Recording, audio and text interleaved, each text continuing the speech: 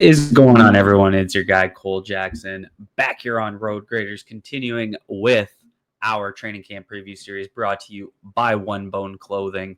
Today we are going to be diving into the defensive secondary. I know I said the next stop would be the offensive line. Really looking forward to doing that one, but I'm skipping it for this week because I have a very special guest that will be joining me next week. One of the best NFL-wide offensive line analysts. So I figured let's get the best in here. Let's break it down properly. So we're going to start with continue into the secondary. We looked at the offensive skill positions. Now let's look at the secondary that will be operating against opposing teams' offensive skill positions. And just to let you know, this video is brought to you by One Bone. Tired of clothes that don't fit right? One Bone's got your back. Literally designed for bigger, broader bodies. One Bone delivers style, comfort, and confidence in every stitch. Finally, clothes that fit you, designed for the offensive line, defensive line guys. Big bodies. They are proud sponsors of O-Line Masterminds as well. Use promo code ColeJackson15 at the link down below. Get in on that action.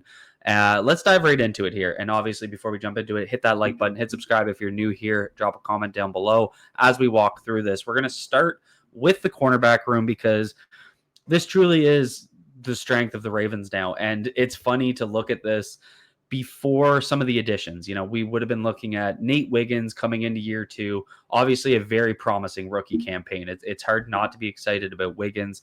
I think some growing pains early that we covered really got better as the season went on, did a lot of things that a rookie you want to see from a rookie.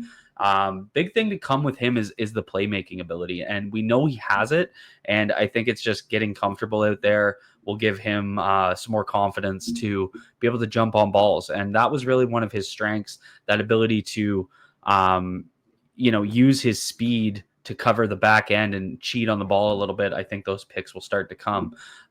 So Nate Wiggins coming in, he'll be locked in on that corner spot. Opposite him now, you're looking at, I guess we'll call it a camp battle. I do think Jar Alexander, which was obviously a huge signing, Lamar Jackson using that Louisville connection to bring him in. But I would say there'll be a bit of a camp battle between him and Awuzie. These are two guys, when we're looking at Alexander and Awuzie, two guys that are former number one corners in this league that just haven't been able to stay healthy. And Alexander, obviously, being one of the more premier guys. One of the underrated things that I think Alexander brings to this defense is a little bit of that swagger, that attitude that, it was what Marcus Peters used to bring. He gets out there, he talks shit, and then he backs it up. And I think that's really exciting.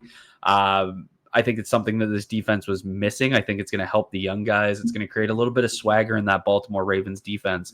That was when they brought Marcus Peters in 2019. That was one of the biggest things we noticed, talking shit on the sidelines. I know it's kind of like a little thing, but I do think that type of stuff makes a big difference. So I think Alexander brings that. Awuzie obviously needs to be able to stay healthy. He hasn't been the same player. Bringing in Alexander and Awuzie reminds me like a souped up version of when the Baltimore Ravens a couple years ago brought in Rock Ya-Sin and Ronald Darby. And the comparison there is they have two starters in Wiggins and Humphrey, and they really just need one of those two vets to latch onto it. And I say a souped up version because Alexander and Awuzie are just better versions of what Darby and Rock Ya-Sin were at that point in their career. When you look at the health wise, what I think the Ravens are trying to do here is they know they have two guys that are injury prone, but given that they have starters in Wiggins and Humphrey, they now can just be like, between the two of them, they're going to be able to probably get 17 games out of someone. Or, if a guy like Alexander stays healthy, you're looking at a premier guy getting right in a contract year. And that's what's kind of exciting about this. It's obviously, it would have been nice to have him for multiple years, but Alexander's coming into Baltimore. Looking around him, we know the history of the Baltimore Ravens defense. There's playmakers on this defense. It's going to be a good defense.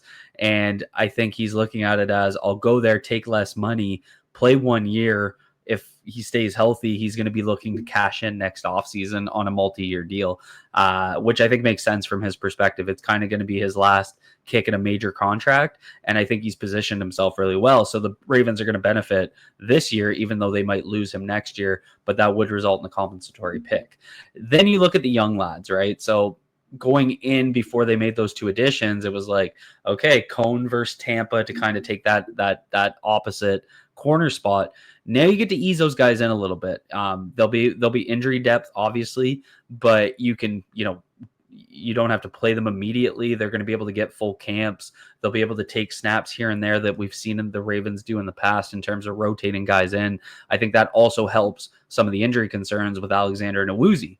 So I think they've just set this up where not only do you have high-level starters in Wiggins and Alexander or Awuzie, but you also have depth at the position. Like, I'm pretty excited to see TJ Tampa. I thought maybe he could challenge for that starting spot. I don't think he's going to be able to now because, he's just not quite on their level yet, but he's going to be able to, eat a lot of snaps if he needs to. And then you got Cone, who is a guy, if you watch my film breakdown of him when we drafted him, I'm very excited about him. I think very underrated. Very underrated from a draft perspective. I thought he dropped more than he should have based on what he put on film. And again, you're easing him in now. He'll be able to play a ton in the preseason, ton to learn. And I almost feel bad for Keon Martin and Marquise Robinson. They're coming in as UDFAs, and I mean, that is an uphill battle. So hopefully they'll just look to show some special teams ability. Maybe they hang on to a practice squad spot. Jalen Armour-Davis, interesting one, guy that got thrown into the fire early in his rookie year, got burnt a few times, just hasn't been able to stay healthy now. Jad has just a pretty big uphill climb. But I'm excited to kind of have him in here again. I think he's a guy that's going to eat a lot of snaps in the preseason, so we'll really be able to get a good look at him. Could be a guy that becomes trade bait. I know the Ravens like to hold on to their corner depth, but I mean, they have 5 outside corners ahead of him. So if Jad's able to show a little bit of ability in the preseason, maybe he becomes, a trade target for a late round pick. We've seen the Ravens do that in the past. So that's really that outside corner picture. Marlon Humphrey will play a little bit outside, I'm sure, but I think with the additions of Alexander and Awuzie, it allows Marlon Humphrey to just focus on being a slot corner. And I really like that addition because with the injury to Ardarius Washington, who I don't have in the safety room here, it creates a tough spot for the Ravens because I don't know if they're going to be as comfortable dropping Kyle Hamilton down into the slot the way they have in the past. Obviously, you get into a position here where, let's say Alexander's healthy and is returning to that type of premier ability. If they have, if Ardarius was healthy, they'd be able to get a package out there where they have Humphrey out wide with Alexander. They drop Kyle Hamilton into the slot, and then you have Starks and Washington as your safeties. Like, those are the types of combinations they would have been able to use. I don't know if they're going to be as comfortable. We'll talk about the safety room here in a minute, but I think Humphrey is probably going to be a pretty dedicated slot corner this year. Obviously, he did a ton last year, but he did move outside a little bit. And it's really about finding who his depth piece is going to be in terms of a position battle. You got Longerbeam, who you brought in, you drafted. I was kind of meh on his film. His film's a tough analysis because it's all outside corner play, and I really see him as a slot in the NFL. Tried to kind of isolate those situations. I think, with his physicality, his aggressiveness, he does have a shot, but I wouldn't sleep on a guy like Ruben Lowry, who's coming in as a UDFA. I think he's the type of guy where he could push. He's coming out of, Tennessee Chattanooga, small program. But, when I watched a little bit of his film, I see a playmaker there. He made a lot of tackles for a loss. He had like 11 and a half tackles for a loss, 2 sacks. He was able to make plays on the ball. So, and he's been playing for a long time. He played as a true freshman.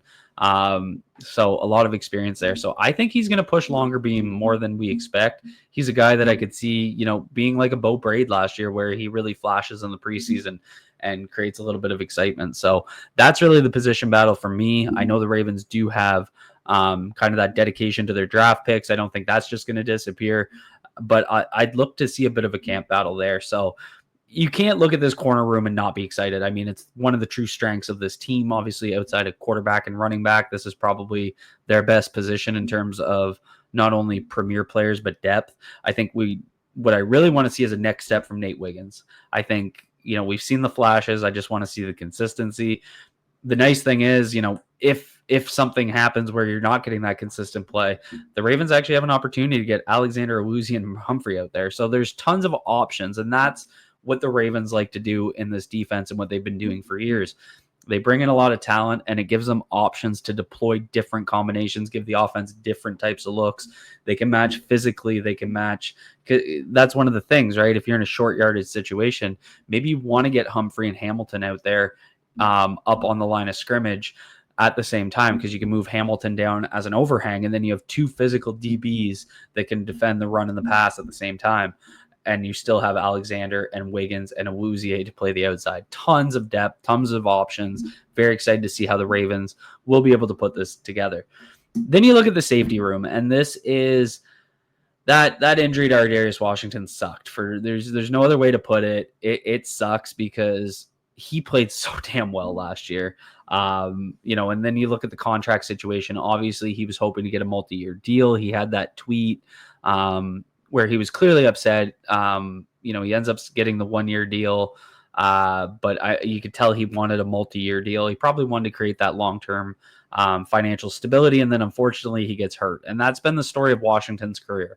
He's so solid when he plays. We finally got to see it over a full season last year. But previous camps before he was hurt, he gets hurt, where he's going to miss some time here. So the Ravens are in a situation where they want to be able to show those three safety looks, use Kyle Hamilton as, I always call him a hunter-killer drone. They want to be able to move him everywhere. And they brought in Malachi Starks as a drafted guy to create that free safety stability. Marcus Williams obviously got replaced last year. Kyle Hamilton had to play more of those split looks. With Ardarius Washington, they had to completely change their safety room. So they bring in Starks, hoping, Starks and Ardarius Washington can provide that split look when they drop Kyle Hamilton down.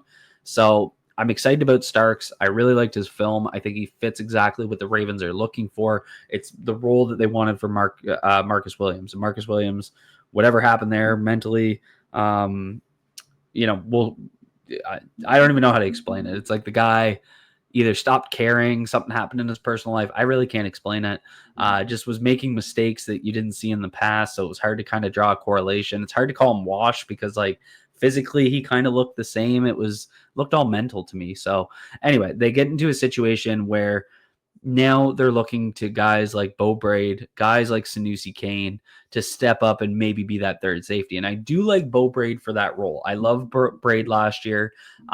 He's a guy that I thought could actually play early last year. I thought his preseason film, which I believe we did 2 videos on last preseason, he looked phenomenal. So I think he's that third guy to step up and be able to make plays on this defense. So I'm excited to see him in preseason.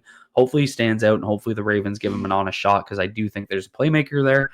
Sanusi Kane, really solid box player as a safety, but I really see him as a box safety and a special teamer. So I don't see him factoring into that 3-man rotation, because when they drop Kyle Hamilton down, they really want that other guy to be a true split safety. I don't think that's Kane's game. Now, it does create an opportunity for a guy like Keandre Jackson and I'm going to butcher it, Igbenson, to be able to make the team as a UDFA. They typically keep 5 safeties, especially if they can show special teams ability. Sanusi Kane is that special team ace. So there's an opportunity here for a UDFA to make this team. And so I would look to a guy like Keandre Jackson, who I think might have the leg up in that kind of position battle for that fifth safety role. A guy out of Illinois State that I think has a real opportunity here. He was all over the field. He made to the Senior Bowl last year. So I think there's a real opportunity there. I believe he was also a FCS All-American. So, real opportunity for him to make this team and be able to make an impact. But what I'm most interested in seeing is how the Ravens defense is going to be able to deploy all this talent, because this is one of the deepest positions. It's probably the deepest secondary in terms of premier talent in the NFL. They don't have that true number 1 top 5 corner. I think Marlon Humphrey is more in the top 10 conversation, between 7 and 10 in the league. But you look at a guy like Humphrey and what he did last year, and I actually thought he should have got more love for the Defensive Player of the Year award. He had 6 interceptions. He had that fumble return, or he had one of those forced fumbles that led to a fumble recovery for a touchdown. So he just made plays all over the field last year, and he was making plays when the Ravens needed it the most. that first game against the Bengals, he makes that big play on third down to or on fourth down, sorry, that secured the comeback for the Ravens. So he made plays like that all year. It felt like every time they had a big moment that they needed to play, it was Marlon Humphrey, the guy making it. So that's what. And again, I think having all this talent around him just frees him up to not be a focal point. So the big thing I want to see from this secondary is really how they match up with a team like the Bengals that they're going to see twice that has burnt us in the past. Burrow's put up big numbers against the Baltimore Ravens. How can they come out and show some stability? We're going into year 2 of Zach Orr's system. Year 2, they also have the underrated thing that I should have actually included at the start of this. Chuck Pagano being in the building and focusing on the secondary is going to be huge. This is a guy that had success in Baltimore, has been a great defensive guy, and I think has a ton of potential to be able to add to this corner room and the safety room and really kind of help Zach Orr get some stability in the secondary. So I'm very excited to see how it all is going to come together. The way I kind of view this group at large, though, is being a true strength for this defense. I think there's going to be some upsides with a guy like Mike Green in terms of the pass rush, but I just don't see them coming out and being able to get consistent pressure. That was the issue with the defense last year. They were able to get sacks. Sacks are great. We all love sacks, but they weren't able to get consistent pressure on the quarterback, and that's really what needs to change. So the way this secondary is going to be able to hold up and create some coverage sacks, create some coverage pressures, I think is going to be super important. Obviously, to be able to beat the top dogs in the AFC, like Allen, like Patrick Mahomes, you do have to get that pass rush. We'll talk about that when we get into the front seven next week.